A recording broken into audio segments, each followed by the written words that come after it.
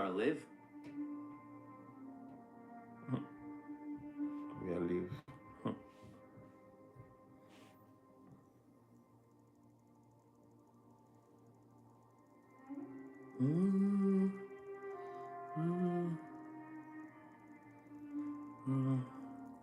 We are live.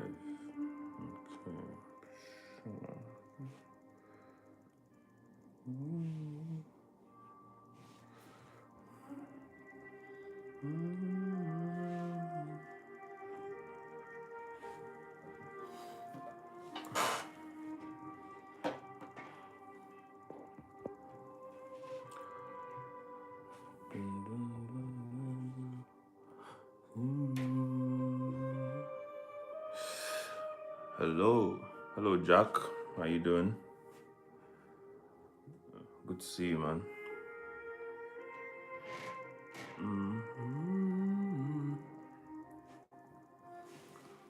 Alright.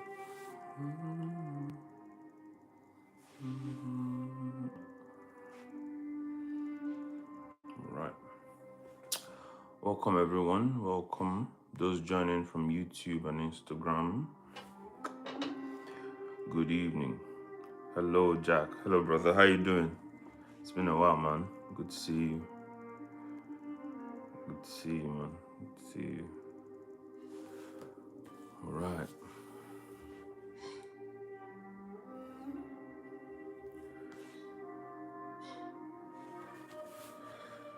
Yeah. Okay.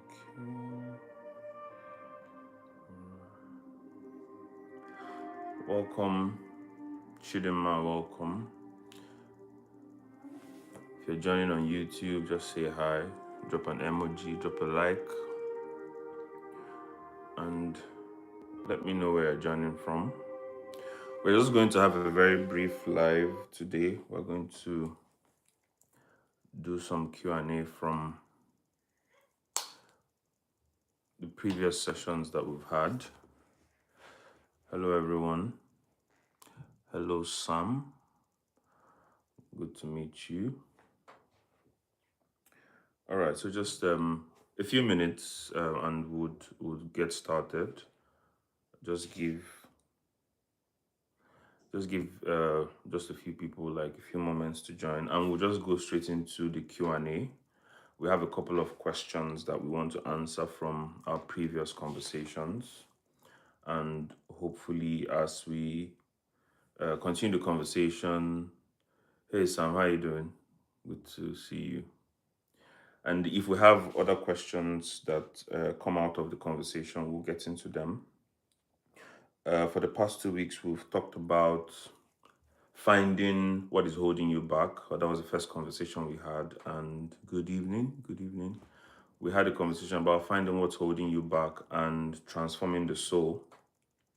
And there are just a few questions I want to answer, and hopefully others, and then we'll just call it a day. All right. Okay. All right.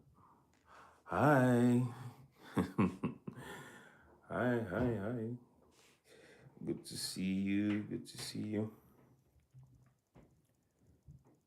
Okay.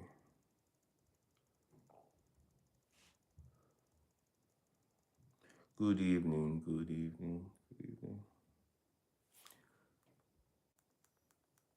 Can you guys hear me? Is this clear enough?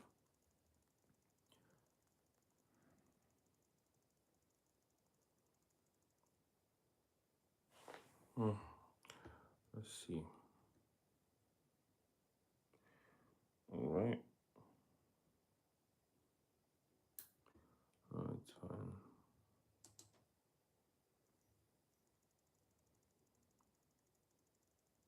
All right, what I'm talking about, we're going to be answering a few questions from the previous conversations we had.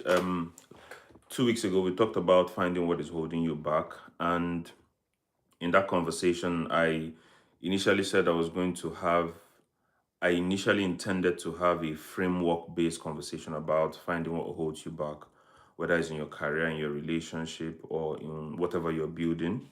but I decided I was going to talk about the soul. And the reason is because most of the things that hold us back are internal. And so I decided to talk about the soul.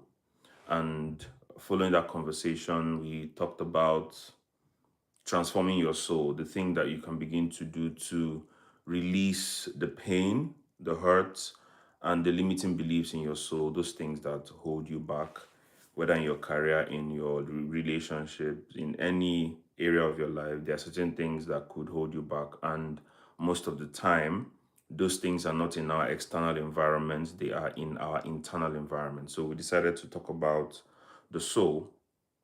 And the last conversation that we had a couple of questions from the conversation, and I just wanted to just answer those questions because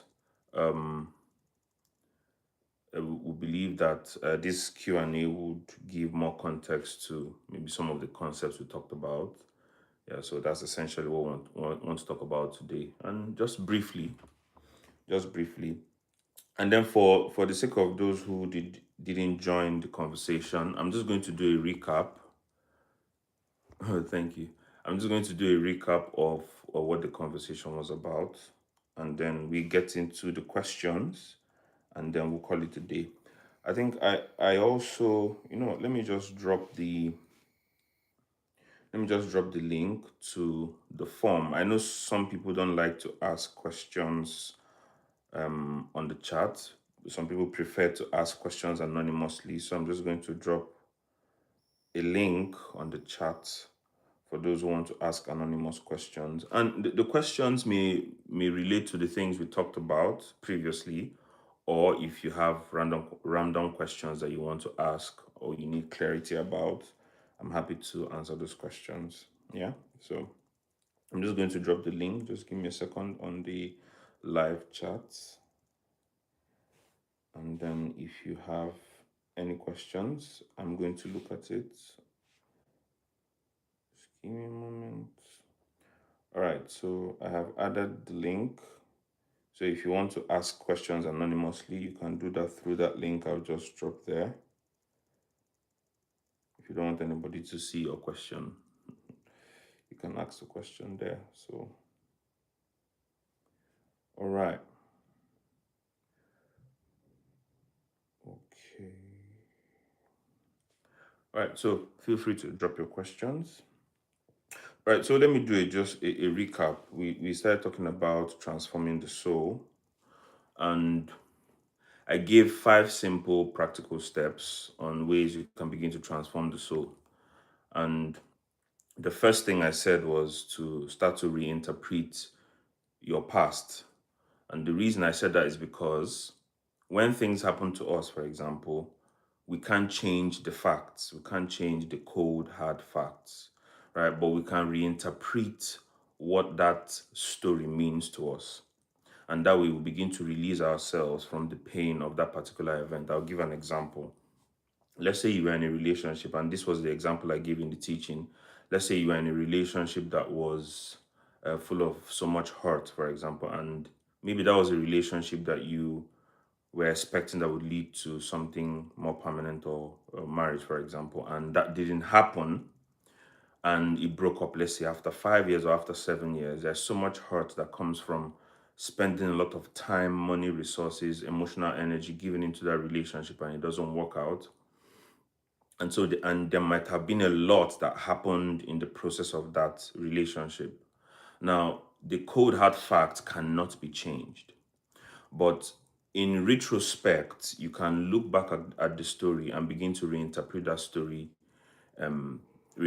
story based on the things you learned from that story, not from a victim standpoint. And I say this because in my own little experience, I've found that whenever we take up that victim position, for example, it begins to hold us back.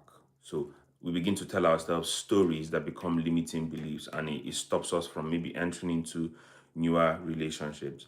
And so the way you can reinterpret that story is you can look back. Let's say, for example, it was a relationship that had to do with a betrayal. You were betrayed in that relationship. Looking back, you can begin to tell yourself, while the events of that particular relationship was unpleasant, but the lessons that you learned from that relationship made you who you were. Do you understand? So we can look back at our past, we can look back at the events in our lives and begin to reinterpret it in terms of what that story made us become, the lessons that we learned from those situations. We can do that. And that way you begin to trigger healing in your soul when you begin to take responsibility for your own actions in that past, the things that you did to enable or to tolerate or to tolerate that particular circumstance. You can begin to take responsibility for that. That way you trigger healing in your soul.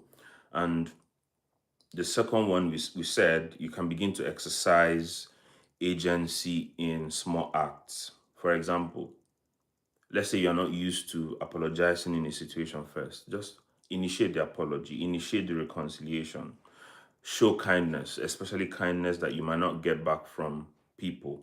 When you begin to do those things, your soul begins to heal. You begin to feel some sort of healing wave going through your soul, because now your soul is saying to itself, I can actually take responsibility for my actions. I can actually create what I want to feel. I can actually create my own reality. In doing that, you begin to trigger healing in the soul.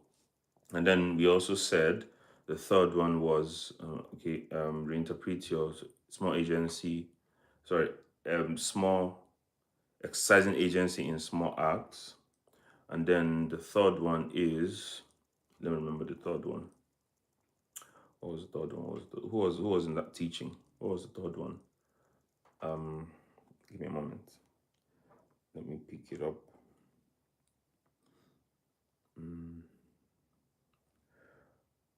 Right. Okay. So.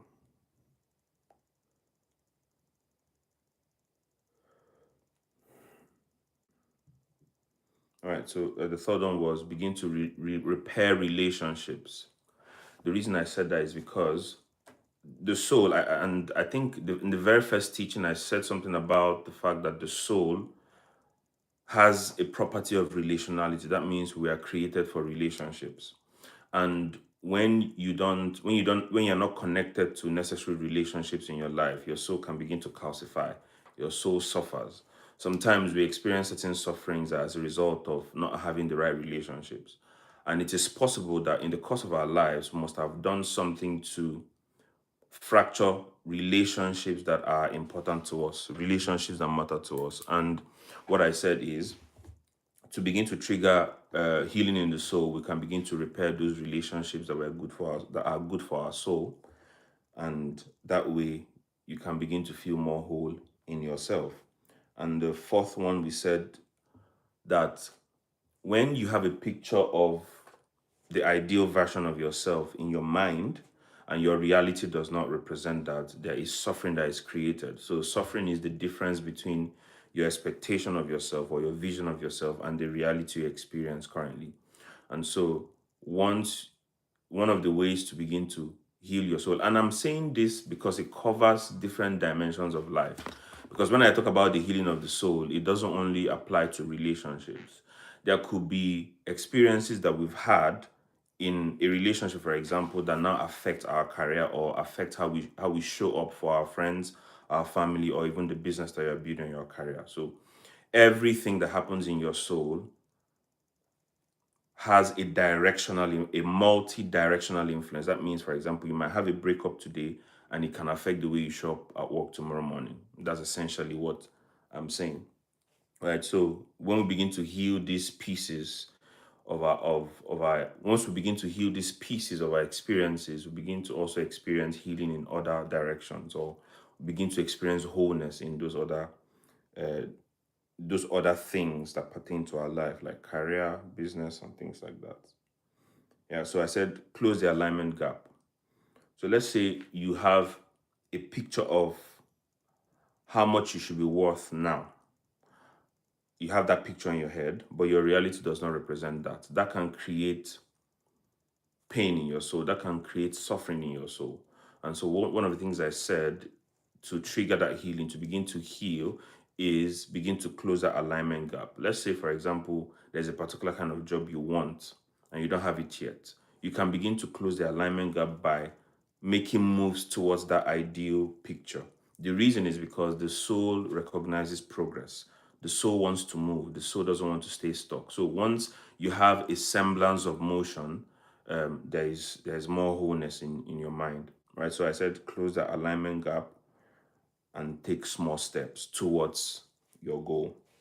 And then finally, I said use time to retell the story of your life. And I said that because one of the ways to rewrite your story is to retell your story about yourself, the way you speak to yourself about yourself, and the way you speak to other people about yourself. Those are the stories you now begin to change. And I said you need to use time to do it. What I meant by that was don't let a day pass by without working towards the retelling of your story. Make sure that every day that passes by, every week that passes by, every month that passes by, you've invested in renewing your mind, in retelling that story to yourself. And that has a lot to do with the way you speak, the way you use language. And I said in our next session, I'll talk about how to use language to transform the soul. And we'll get into the practical ways like we can use language to begin to transform the soul. We really need to use time, the passage of time. We don't just let time pass, because time is like a straight-faced soldier. It doesn't care about your feelings, it doesn't care about your goals, it just keeps moving. And so if you keep, in fact, I was going to say if you keep wasting time, but I actually believe you can't waste time, because time is not yours to own. But what you can waste is you can waste your energy, you can waste your potential in time. So you can't waste time. You don't control time. So you're not really wasting time. You're wasting your life and your energy within the time that you have to live your life on this earth. So don't let any day pass by without you telling a story or retelling the story about yourself. And that could happen in very simple conversations. Let's say, for example, I'll give a practical example of how to do this. Although sometimes you might need the presence of another observing ears to be able to help you point out the way you're using language to sabotage yourself. I'll give you an example. And I want you to observe, is it possible that every day you wake up, for example, you have at least one thing to complain about? If every single day you wake up and you have something to complain about, you observe that for the past 2 weeks of my life, for example, I've had to complain about three different things. Now that is the language that affects the soul. Once you wake up every morning or go through every day or every week, and you're always speaking about how something is not working, how this thing is not working, it doesn't change the fact that something could not be working. But the way your soul processes information is, as long as you're constantly repeating something, your soul begins to take that as your reality, even if that thing is just an isolated event that doesn't speak to the entirety of your situation, right? Your soul begins to experience that as this is the entirety of my situation. So the more you begin to complain, the more your soul gets weaker and weaker. And I said in the teaching, if you don't know how to use language, your soul will discount the authority of your words, the authority of your voice. Your soul will not take your voice seriously. And that is why when you wake up in the morning and say, you know what, I'm going to achieve this tomorrow, your soul does not rally the necessary energy to aid you to achieve that thing. And that's because of the way you've used language. And so one of the things we said was use time to retell your story. There is a way you need to engineer your words or engineer your language in order to speak life into your circumstance, right? So that is essentially what we said in the previous conversation. And so I have a very few questions here that I want to answer, just so that we can. All right. So there are three questions here. And then after dealing with these three questions, if we have any other question, I will handle those questions. All right. So the first question was how long, and this was from the previous teaching. This was from the yesterday's teaching. Someone asks, how long does it take to transform your soul? I think I started the teaching by saying that the transformation of the soul is one of the hardest things. It's one of the hardest things. In fact, it's easier to transform the body. It's easier to transform the body than to transform the soul. I mean, to transform the body, you can decide to go on a fast, decide not to eat food, or you can decide to eat food, but you cut down sugar from your diet. You can do that. You can get accountability partners to do that for you, or you can do a surgery to just alter your body. I mean, if you want to take the fast route to do that, you can alter your body very quickly. But the altering of the soul is the hardest one because it is possible for you to be attempting to transform your soul or to change your mind, and everything in your environment is not supporting you at all.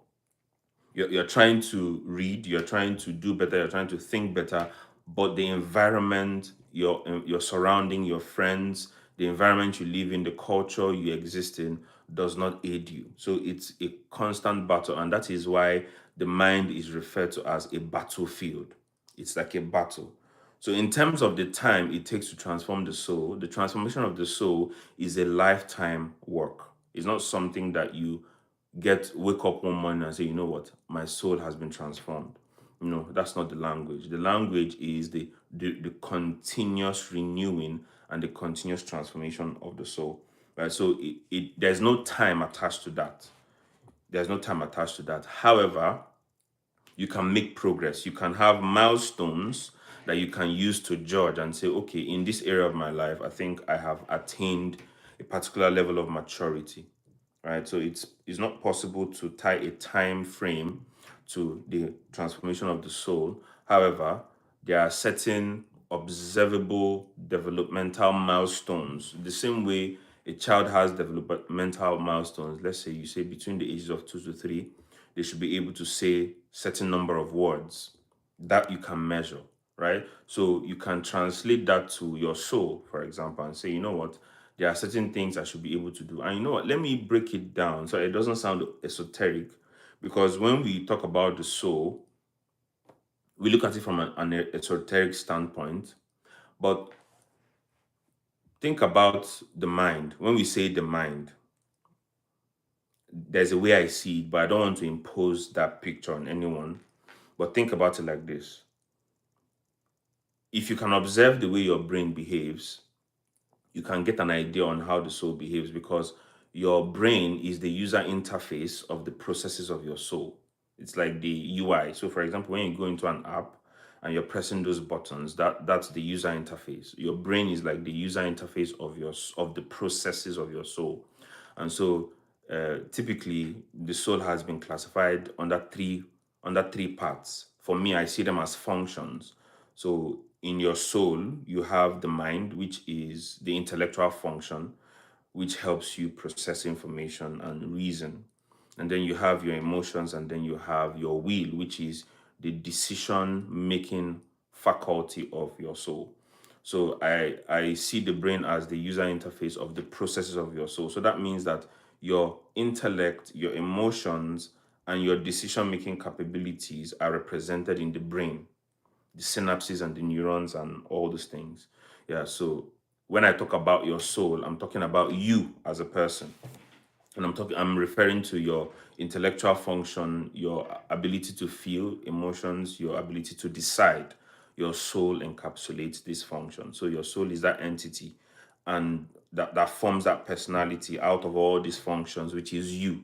So when I say your soul, I'm referring to you as a person, right? So to transform your soul, especially to transform the intellectual functions of your soul, to transform the emotional functions of your soul, and to transform the decision-making capabilities of your soul takes time. However, you can have certain milestones. So let me break it down like this. Let's say one of the areas of your soul you want to transform is your decision-making capabilities. Let's say you've found out in your past that all the decisions you've made are suboptimal decisions. They always lead to negative consequences. Now, you can focus on the transformation of your decision-making capabilities. How do I make decisions better? And you can decide, you know what, I'm going to learn certain decision frameworks, how to make better decisions.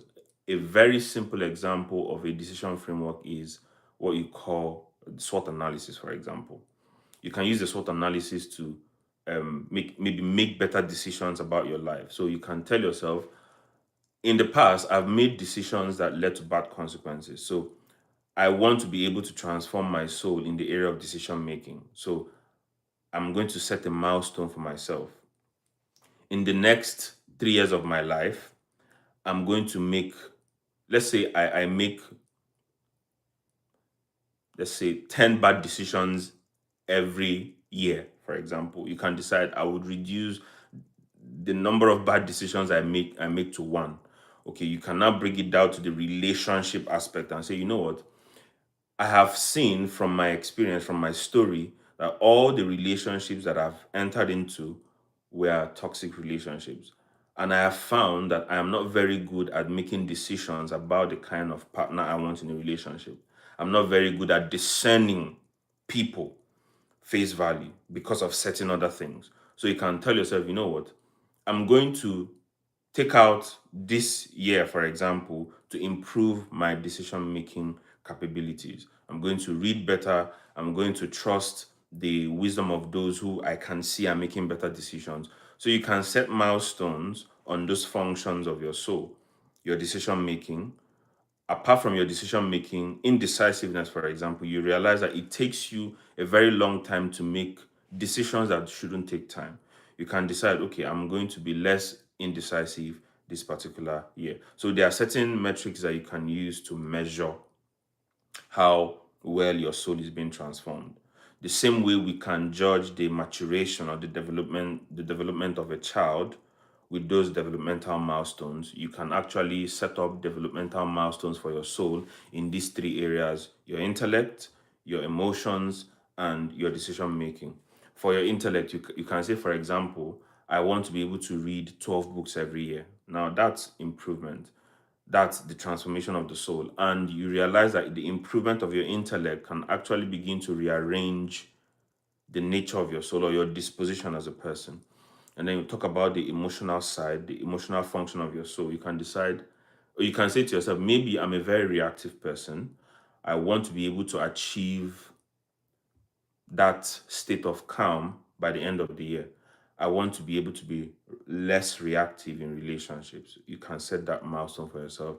And then for decision making, whether you are indecisive or you don't know how to make decisions, you can decide, I want to be able to learn how to make decisions. So these are practical ways that you can begin to transform the functions of your soul and then set milestones for yourself, right?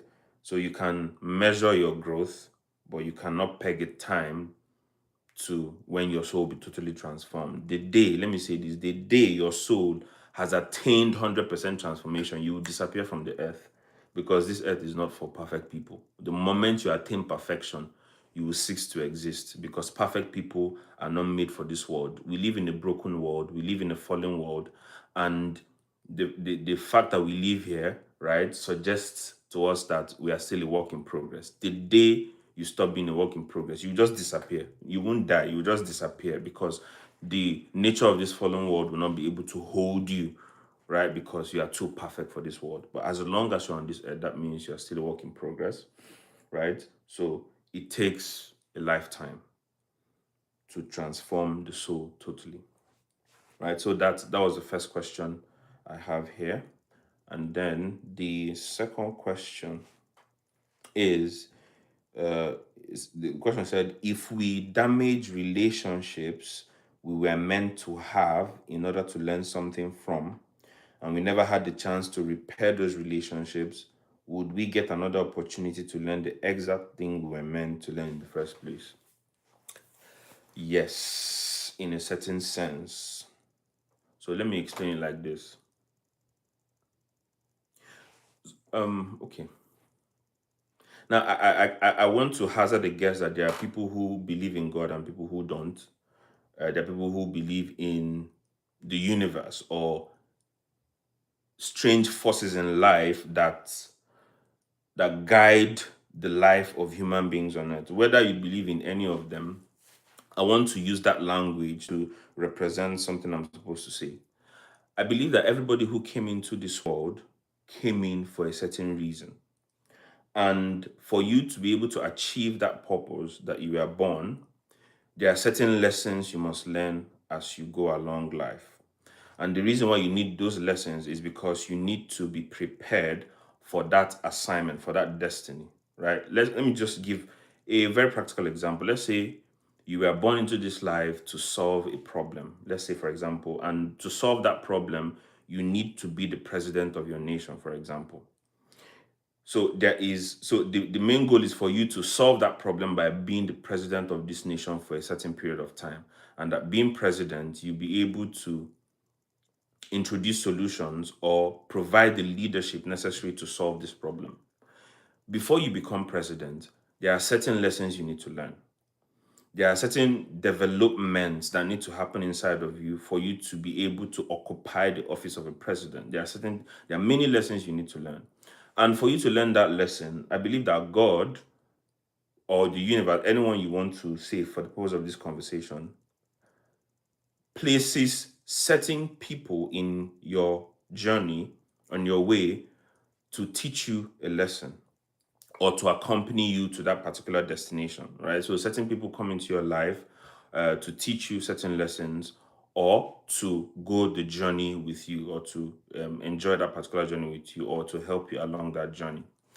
So there are certain people who are placed at certain milestones of your life for you to learn those lessons as you go on your way to become president of the nation to solve that problem. You may not be president of the nation. It may be that you're supposed to start a business, solve a problem through a business or whatever it is, or even have a career. But by becoming the person you're supposed to become, you be an inspiration to a new generation, right? So there are a couple of things. So there are certain people who are in your life to teach you those lessons, and those people will not necessarily be easy people to deal with. I don't want to enter a rabbit hole. I'm actually holding myself, but understand that there are so many lessons we need to learn, and it will come from different kinds of people, difficult people, easy people to deal with.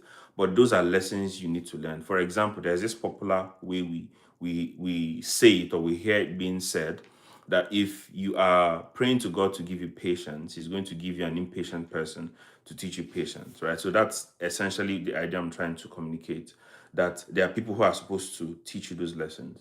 And let's say you get to that milestone, and then this relationship is supposed to communicate that lesson to you, but you broke up that relationship because you are not discerning or you didn't have the attitude or the largeness of heart to hold space for that person to be able to teach you that lesson, whether it's a negative lesson or a positive lesson or whatever, or a lesson. I don't want to say negative or positive because lessons are neutral. Do you understand? Now, the event might be negative or positive, but the lessons are neutral. What the lesson, what how we define the lesson is what you do with that particular lesson.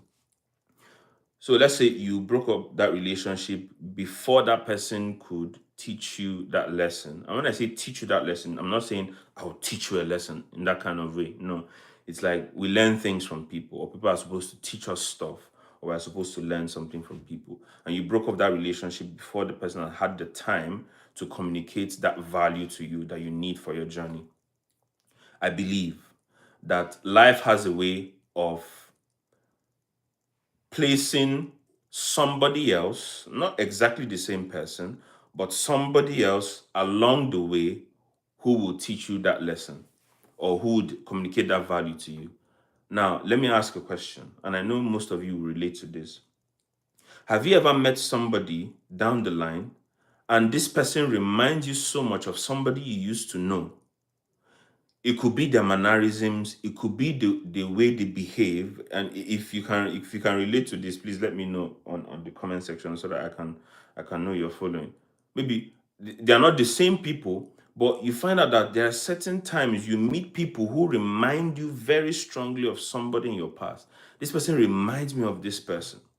And this is what I usually say, that when you find yourself meeting the same kind of people in different bodies, that means that there is a lesson you're supposed to learn from that person that you have not learned yet. And life is just bringing you that same relationship in another form so that you can learn the lesson you need to learn. And the moment you learn that lesson, is as though you stop meeting those kinds of people and then you start meeting a different kind of people. And sometimes it also feels like once you finally come to that realization, okay, if I finally get what life is trying to teach me, it's as if the sets of people you meet change. The way they think, you start to meet people who think on a certain frequency. Now, this is also the way I teach it, that life categorizes us according to our model of thinking. That means that you will always congregate with people of like thinking. You will always be found in the environment where people who think like you are in. And when I say environment, I'm not talking about a physical environment. You can be in a physical environment, but the people that notice you and that you notice think a certain way. The moment you learn that lesson or become better, you start meeting people who think a different way, and they begin to challenge your way of thinking, and then you begin to come up to that higher way of thinking, and your experiences change. And then you meet the person and you're like, where have you been all my life? Listen, they've been around you, but you guys were not in the same thought frequency. You had not come up to that level of thinking or that attitude level that necessarily connects you with those set of people, right? So that's what life does. So there are so many lessons we need to learn in life that people are supposed to represent those lessons. And the moment we learn them, some of them we go on with them in life, some of them we don't necessarily go on with them. It doesn't mean that the relationship stops. These are people that you might call acquaintances or people that you used to know, and somehow you might reconnect later in life. But essentially, if there are relationships that are necessary for your destiny, God will always have a way to give you an opportunity. Even if you blew it up here, He will give you an opportunity to meet that same person over and over again, right? Up until the time when maybe you are past that. I don't want to say that because it's very sensitive, but you are past that time frame of the fulfillment of that assignment. The why I said that is because our assignment on earth is time specific. We are not going to be here forever. So we have limited time to do the things that we need to do and to learn the things that we need to learn. And let me also say here, it is necessary for us to meet difficult people. The reason, and I've learned that difficult people are in our lives to be a mirror to us, to reveal certain proclivities or tendencies in ourselves that we need to confront. I will say it this way, it's a very difficult thing to accept, but I want you to look at the past 5 terrible relationships you've had. Maybe in the past, just take a time frame and x-ray the people that you met. Observe that there is usually one common thread amongst them. All of them have a similarity. 2 things. There's something you're supposed to learn, and there's something in you you're supposed to confront. Something in you that is not right for your life that you need to confront, that was attracting those kinds of people, right? So the moment you meet someone that is very difficult, always ask yourself, what is it about this person that I need to learn about myself? The moment you learn that lesson, you stop meeting that kind of difficulty. You will meet a different degree of difficulty. And what life does is the moment you surmount that difficulty, life promotes you in terms of value. You become more valuable because we get promoted in life as we conquer higher levels of difficulty. And that is why certain jobs, for example, have certain salary bands because of the degree of difficulty you have to deal with in that particular job, right? And it's the same thing in life. Life promotes you according to the degrees of difficulty you surmount. And that also applies to relationship. The more you are able to handle difficulty in relationships, right, life promotes you in terms of value and influence, right? So let me just drop that there. That's a conversation that will take me down the rabbit hole, and I don't want to go there. I want us to finish in the next 5 to 6 minutes. Yeah. And sorry, let me just quickly check if we have any other questions from the link. I just have one more question to answer and then we are done. All right, I think. All right. So the final question. This one is interesting. How do you determine the relationships that are beneficial to your soul? I've thought about this. And I would say that there is no general metric for deciding. The reason I say that is because people are different, people's destinies are different, people's interests are different. Okay, let me use the word interest. Let me leave destiny because it's a more complex conversation. Interest. People's interests are different. And so if you categorize people or judge people based on interest or desire, then we would have that conversation within that particular framework. But let me say this. There are many things off the top of my head, but I just want to select a few that won't necessarily make me go down the rabbit hole because I want to end in 5 minutes, right? I do not want to say which is a way to check, but the first thing I wanted to say was that when you meet someone that is good for your soul, you will know. You will feel this peace, but it's esoteric. It's not something that you can measure. Now, while that is true, but there is a disclaimer. The disclaimer is this: there are certain people who their instincts cannot be trusted. Let me put it that way. You don't have the requisite discernment to trust your instinct or to trust your gut. There is a way you would train your perception, your instinct, or the way you feel about stuff can be trusted. Think about it like this. Have you ever met someone that your gut told you something is not right about this person and you ended up being wrong? And you realize that you judged that person because there was something about them that your mind many years ago had programmed you to believe that this particular people like this are not to be trusted. For example, let's say you encountered somebody who is tall and dark, for example, and your encounter with that person was negative.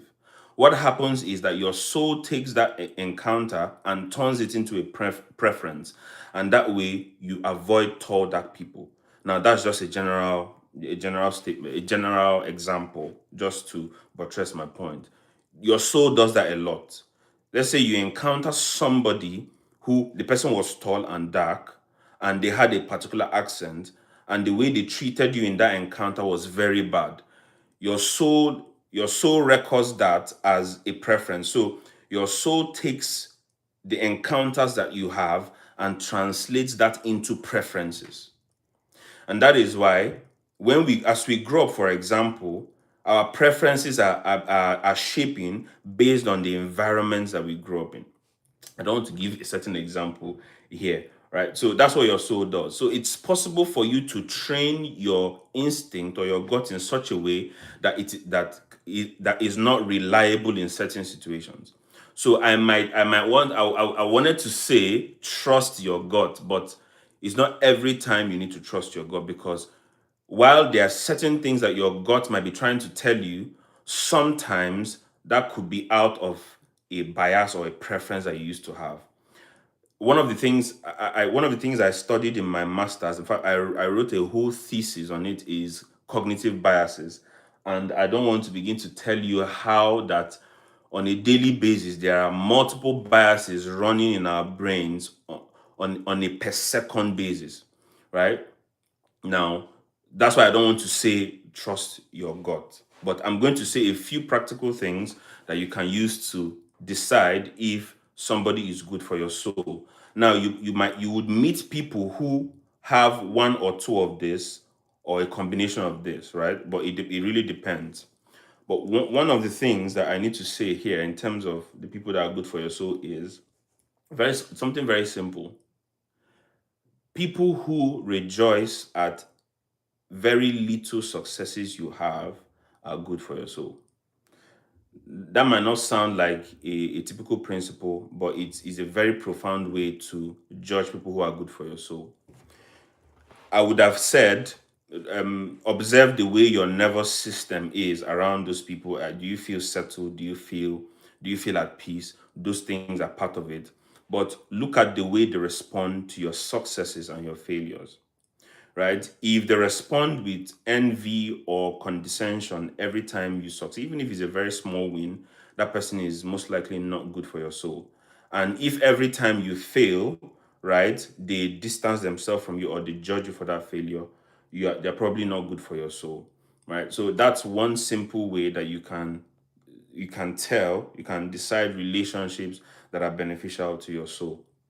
Another thing I would say to balance that is people who see you about to walk into the ditch and warn you or grab you out of that ditch are good for your soul. Now, that particular action may not be palatable because those are people that you might consider difficult because they don't allow you to remain delusional about what you are or what you're not, right? Those people are good for your soul because they create a balance. I know we appreciate people who compliment us and flatter us, right? But we also need people who can tell us the truth to our face. Now, but let me balance that second one. Those kind of people who do not allow you fall into the ditch, right? There is a rule in friendship. I don't want to go that direction, but the idea is that those people, they will defend you in public, but in private they will tell you the truth. Those people are good for your soul, right? You need to look out for those kind of people. And the reason why I believe this strongly is because if I'm thinking about this as a strategist or as a warrior, for example, or as a war strategist, if I see my enemy about to make a mistake, I'm not going to stop them from making a mistake because their mistake empowers me, right? So if anybody is doing their best to prevent you from making mistakes, just that person is probably good for your soul, even if what they are doing does not make you feel good because maybe they're trying to pull you out of fire, for example. Those people are good for your soul. They celebrate your successes. They are still with you in even in your failures. And when they see you making a mistake, they don't let you fall into that ditch, right? Those people are good for your soul. Another set of people that are good for your soul are people who add value to you, right? People who add value to you. And when I say value, I know we live in a world where we use, highfalutin words like value. We need to be valuable people. But sometimes the people that add value to you may not be giving you money. We live in a very interesting world where people think that value is just money. There are people in your life that will never give you 1 naira. They will never give you money, but just by being in your life, being a voice of reason in the days when you want to make a mistake, or always being there to comfort you when you fail, they may not give you 1 dime, $1, but they're adding value to your life, right? So value is not defined by material resources, right? Value is defined by how much they bring you or how much they facilitate your growth, no matter how uncomfortable it is. Certain people will never give you money. In fact, certain people would not even introduce you to somebody who is going to maybe be beneficial to you. For example, they may not have a high network. They may not be high net worth individuals, for example. They may not be HNIs, for example. But just because they are voices of reason in your life, and there are people who have wisdom when it comes to decisions. And let me say this, because of the nature of the world we live in, please understand what I'm about to say. There are people who at the stage where they are in their lives do not okay, sorry, let me reconstruct it. There are certain people in your life whose reality has not yet caught up with the wisdom they carry.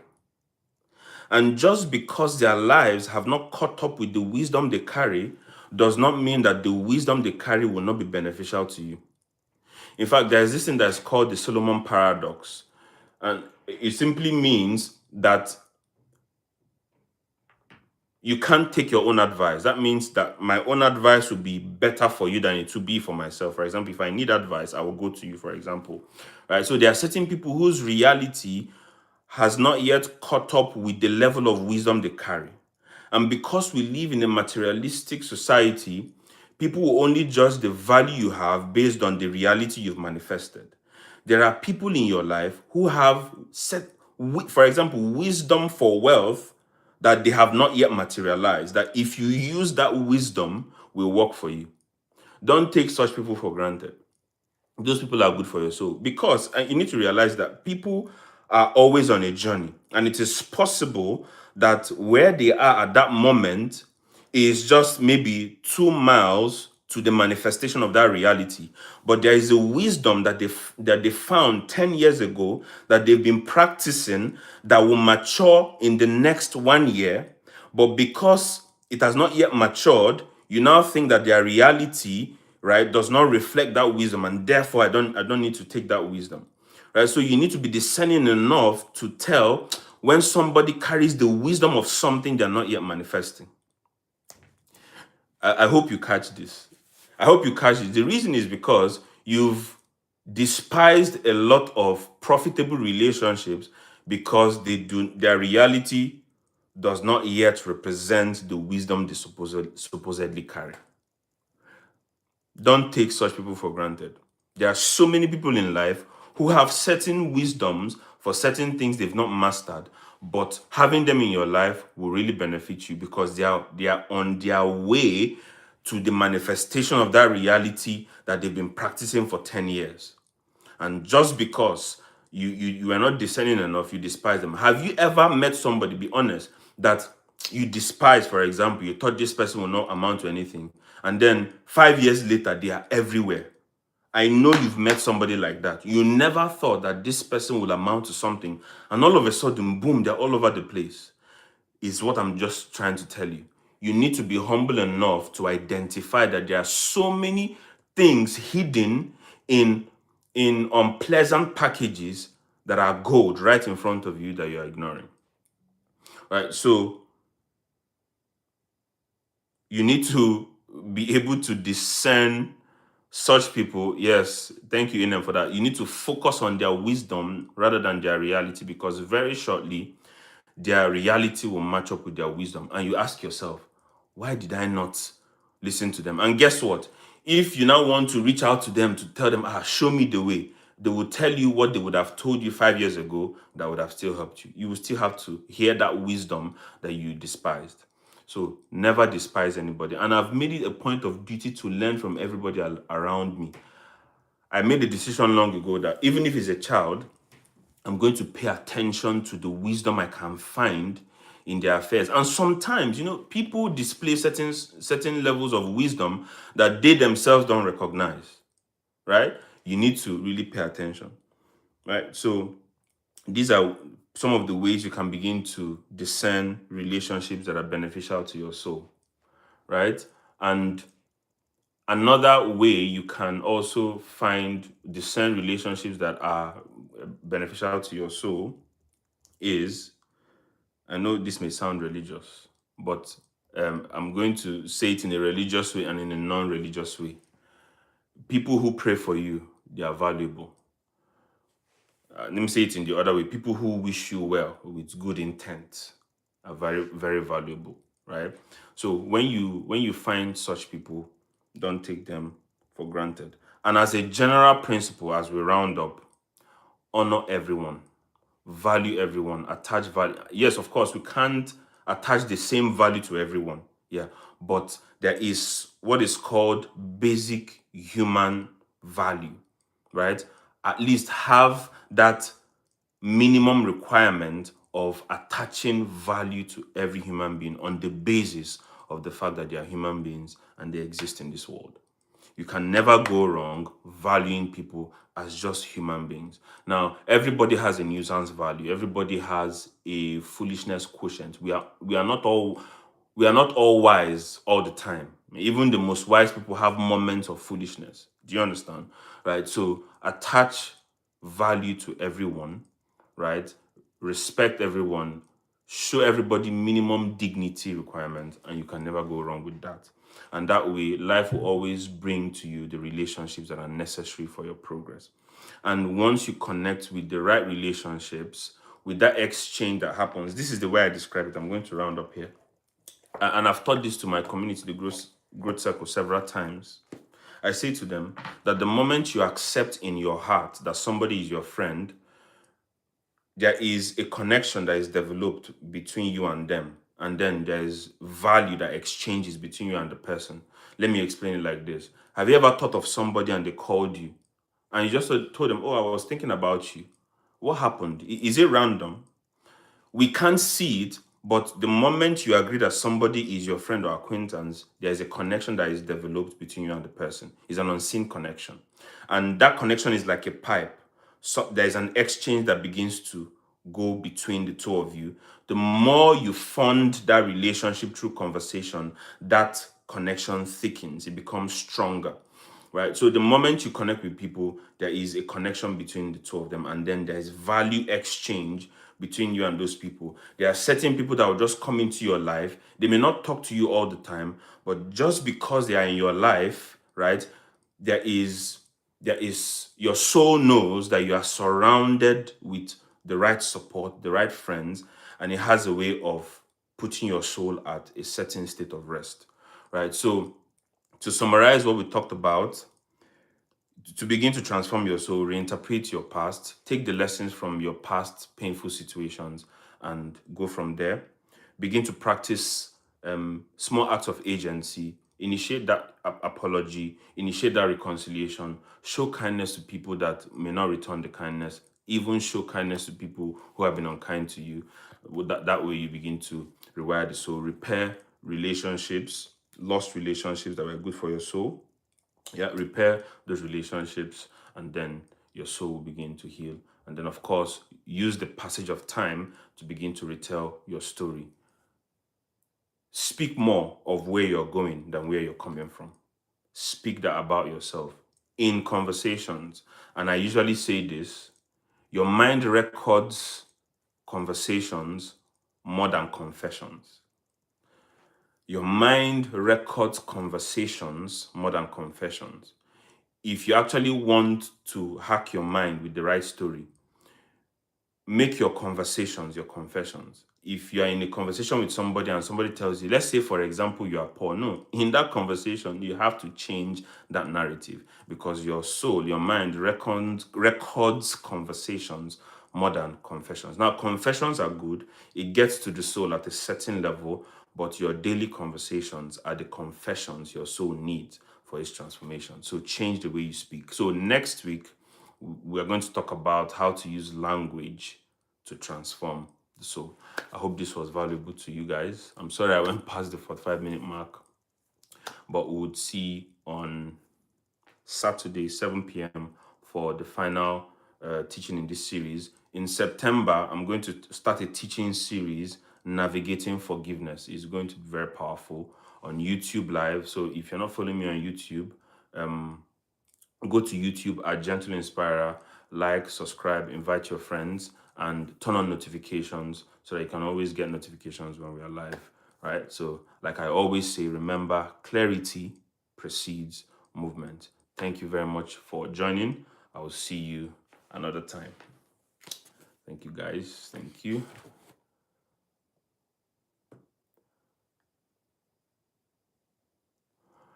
Can you go into one subconscious? You've talked about it before. Would be great to hear more. Okay, just for this, because this is a very in-depth conversation, I will talk about it more. Maybe I'm going to apportion maybe like 10 to 20 minutes next session to talk about it, or our Q&A on Sunday. I would answer this question. Let me just take a screenshot of this question. So I'm going to talk about going into the subconscious. I'm going to talk about it maybe in our Q&A live on Sunday, and then we'll get into this. Yes. Thank you very much, guys. Thank you for joining. Share with your friends, invite them, and we're going to have a great time next Saturday and Sunday. All right. Thank you very much, guys. See you next time. Thank you. Thank you. All right. That was amazing. Okay. All right. Go in, gone. Thank you. Thank you, guys. Thank you. Thank you for joining. Thank you for joining. Thank you. Amazing. All right. All right. Bye. Bye. Bye. Bye. Bye. Bye.